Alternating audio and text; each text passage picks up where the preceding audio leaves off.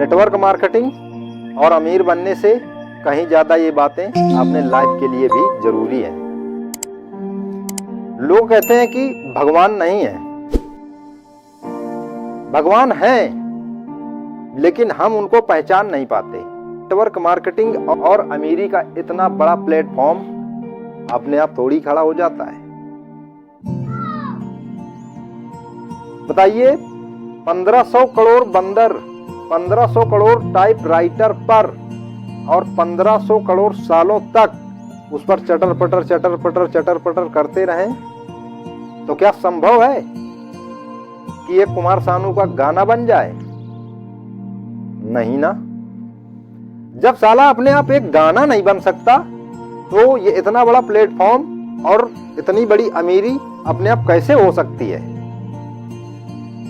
और लोग कहते हैं कि भगवान नहीं है। मैं अभी साल की ही बात बता रहा हूं। मेरा एसआई का एग्जाम था। मैं गोरखपुर जा रहा था। मैं अपने गांव कुरसम से, मैं कुरसम का रहने वाला हूं। उत्तर प्रदेश के फतेहपुर जिले में एक छोटा सा गांव कुरसम पड़ता है। मैं कुरसम का रहने वाला हूं। मैं अपने घर से निकला, अपनी बैग लिया और चौड़गरा गया। चौड़गरा को बिनकी रोड के नाम से जानते हैं। मैं वहां से रोडवेज पकड़ी और कानपुर गया। फिर मैं कानपुर से रोडवेज की टिकट कटाई गोरखपुर के लिए, क्योंकि मेरा गोरखपुर में एग्जाम था, तो मैं गोरखपुर जा रहा था। तो क्या हुआ कि जैसे मेरा कल एग्जाम था, तो मैं आज ही गोरखपुर पहुंच गया। और भाई रुकने की व्यवस्था तो अपने पास थी नहीं कोई। तो एक होटल था, उसमें मैं था और मेरे बहुत से छात्र अपने ही जिले के, मेरे साथ के ही बहुत से छात्र भी थे और होटल के बहुत से कर्मचारी भी थे। तो क्या हुआ कि हम लोग सुबह, भाई 11 बजे से पेपर था मेरा, तो होटल भी पास में था। तो हम लोग सुबह 10 बजे 9 बजे वहाँ पर सोचा कि चलो खाना आना खा लिया जाए, इसके बाद अपना एग्जाम देंगे। तो भाई गए होटल, खाना खाया सभी लोगों ने एक साथ बैठ के। 8 लोग समथिंग थे।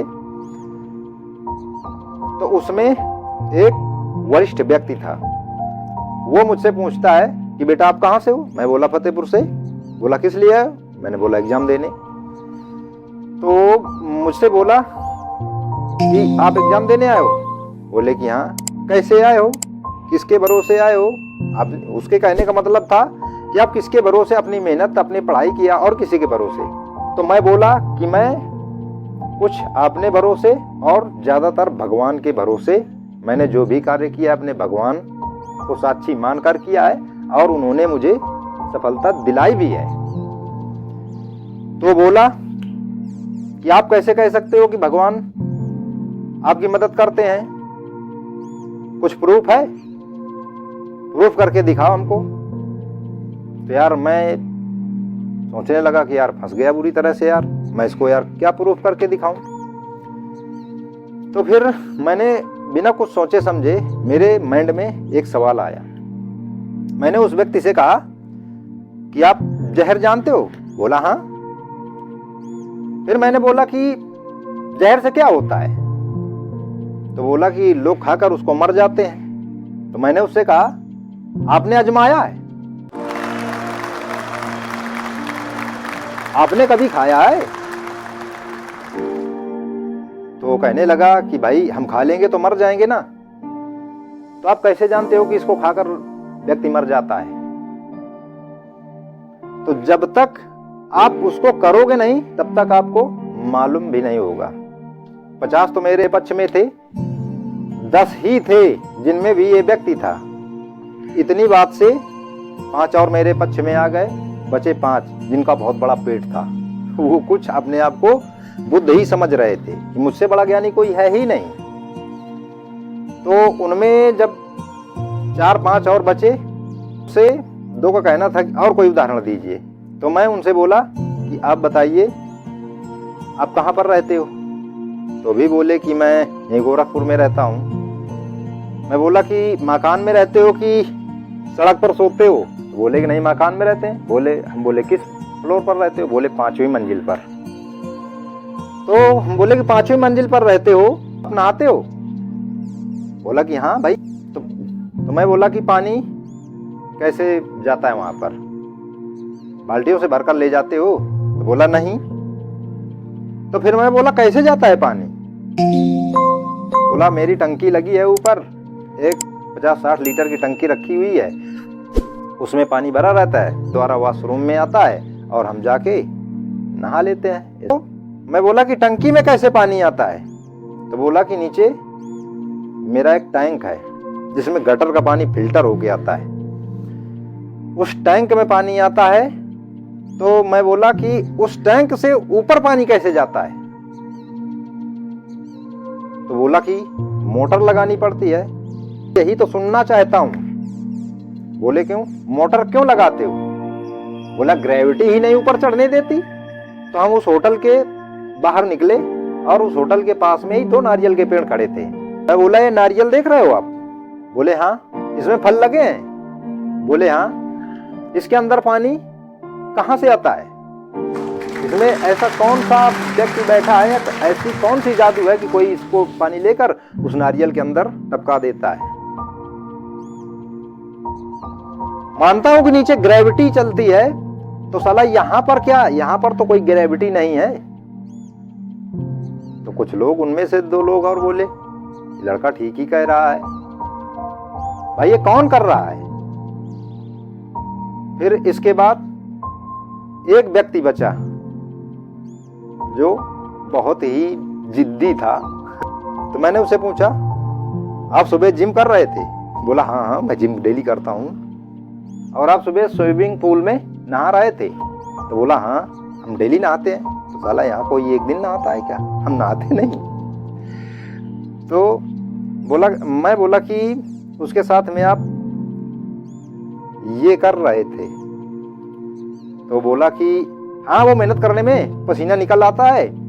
तो मैं बोला कि पसीना कहाँ से निकलता है, क्यों निकलता है? तो उसने जवाब दिया छिद्र से। तो मैंने कहा ठीक है, फिर जब अगर पानी छिद्र से बाहर निकल सकता है तो छिद्र से आपके अंदर पानी क्यों नहीं चला गया? आप स्विमिंग पूल में कूद कूद कर नहा रहे थे, क्यों नहीं चला गया? तो शक पका गया। बोला कि बच्चा ठीक ही कह रहा है, ये बात नहीं। तो उसने भी माना। फिर इसके बाद उन सब में से मेरी बात सुनता रहा। एक और सबसे बड़ा जिद्दी व्यक्ति निकला, वो आया कि नहीं भाई मैं तो नहीं मानता, और कोई उदाहरण दे के बताइए। मैंने कहा साला फिर से यार ये अब पूछ रहा है। तो मैंने कहा कि आप गाड़ी लिए हो, आपके पास 2 पहिया वाहन है? बोला हाँ। मैंने बोला कब लिया था? बोले 2018 में। और अब कब लोगे? तो कह रहा है अभी ले लेंगे भाई, आसों या पर साल। तो मैंने उससे पूछा कि 2018 में जो गाड़ी थी, इसके बाद जो अब निकल रही है उसमें कुछ तूने फर्क देखा है? तो बोला हाँ। मैंने बोला क्या देखा है? तो बोला कि पहले से गाड़ी अपडेट हुई है, पहले साधारण गाड़ी थी, उसके बाद BS4 बनी, अब तो BS6 निकलने लगी। तो भगवान सब इंसान का एक जैसे दिमाग नहीं देता। अगर सबको एक जैसे दिमाग दे दे या दिमाग बढ़ने की क्षमता दे दे तो साला सभी लोग बुद्ध ही बन जाए। पर भगवान ने एक नायाब चीज ऐसी बनाई है आज तक अपडेट किया ही नहीं, वो है इंसान। साला जहां नाक लगी थी वहां नाक लगी है, जहां मुंह था वहां मुंह भी अभी तक लगा है। और जो भी वाहन हम लोग बनाते हैं या कंपनियां बनाती हैं, तो साली जब बनाती हैं तो उनको ये नहीं मालूम होता कि इसमें क्या कमी है। साला उनको दूसरे साल मालूम चलता है कि नहीं इसमें ये कमी रह गई थी, दूसरे साल अपडेट करके उसको BS6 BS7 बना देते हैं। लेकिन भगवान को तो हर चीज मालूम है, लेकिन आज तक अपडेट क्यों नहीं किया? भगवान ने सोचा कि मैंने तुमको शरीर दे दिया, उसमें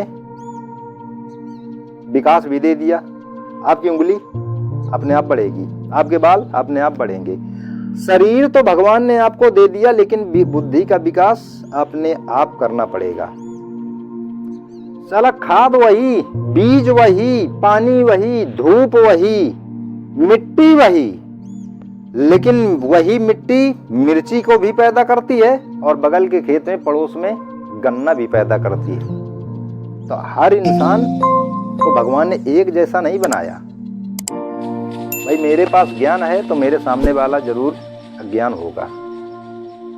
तो आप कोई भी काम करें उसमें भगवान को जरूर साक्षी रखें, क्योंकि इस दुनिया में एक ही व्यक्ति है। जब सारी दुनिया आपको छोड़ देगी, आपके घर परिवार सभी लोग छोड़ देंगे, पर वो एक व्यक्ति ऐसा होता है कि आपको जीवन भर नहीं छोड़ेगा, बुरी से बुरी परिस्थितियों में आपका साथ देगा। और वो कौन है? सिर्फ एक ईश्वर, भगवान।